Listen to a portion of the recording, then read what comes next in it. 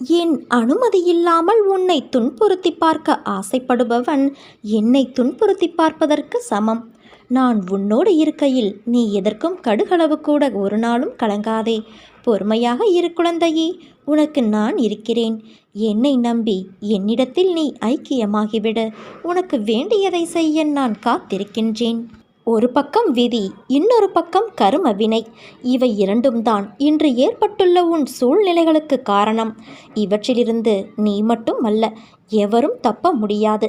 ஆனால் நீ என் பார்வைக்கு திரும்பியதால் உன் வசத்தை நான் கைப்பற்றி உனக்கான அனைத்து சிக்கல்களிலிருந்தும் உன்னை விடுவித்து கொண்டு வருகிறேன். உலகத்தில் என்ன மாறினாலும் நகர்ந்தாலும் உன் தந்தையான நான் உன்னை விட்டு ஒருபோதும் அகலமாட்டேன். உன்னில் எப்போதும் நான் இருப்பேன் குழந்தையே. உன்னுள் இருக்கும் நான் என்ற கேள்விகளுக்கு நீ எந்த நேரத்தில் என் அப்பா என்று என்னை சொன்னாயோ